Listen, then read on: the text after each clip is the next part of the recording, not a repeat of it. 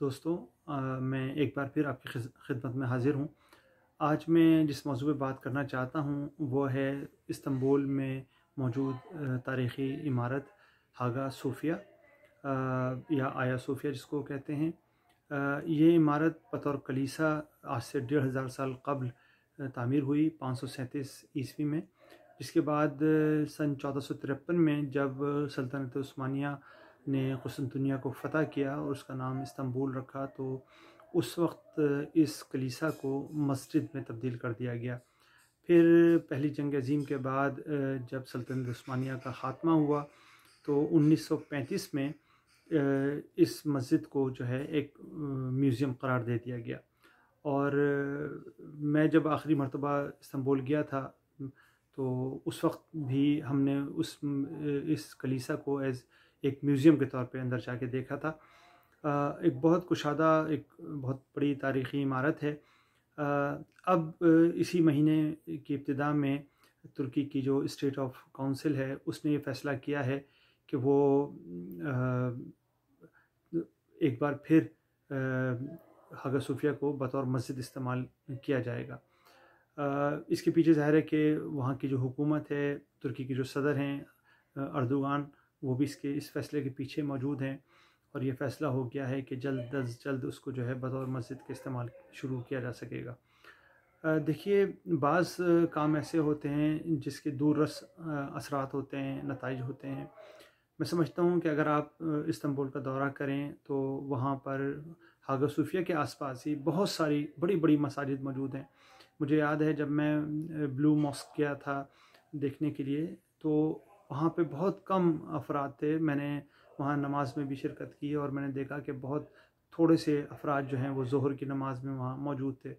हो सकता है जुमे की नमाज में थोड़े लोग ज़्यादा होते हों, लेकिन मस्जिद क्योंकि बहुत बड़ी है उसमें हज़ारों अफराद के नमाज़ पढ़ने की जगह मौजूद है। ब्लू मॉस्क के अलावा अगर आप आसपास इस्तांबुल का नक्शा देखें तो आपको 8-9 मसाजिद आपको नज़र आ जाएंगी वहाँ पर।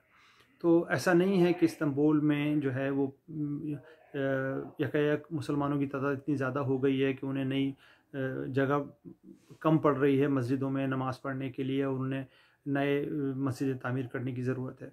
और अगर तुर्की की हुकूमत ये समझती है कि नमाज़ियों की तादाद दिन ब दिन ज़्यादा होती जा रही है, उन्हें नई मसाजिद तामीर करनी चाहिए, तो वो भी मुमकिन है कि आप नई मसाजिद तामीर करें।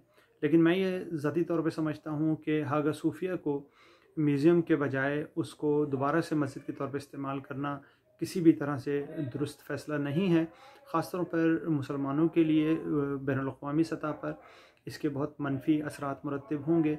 हमें देखिए, कोई भी काम करने से पहले सिर्फ़ मकामी सतह पे नहीं सोचना चाहिए। आजकल की दुनिया जिसे हम ग्लोबल विलेज कहते हैं, उसमें कोई भी काम आप मकामी सतह पे करें या बैनुल-अक़वामी सतह पे करें, वो बैनुल-अक़वामी सतह पे ही शुमार होता है। आप ये नहीं हो सकता कि मैं आज कोई बात कहूँ प्राइवेटली घर में और मैं ये समझूँ कि ये बात बाहर नहीं निकलेगी।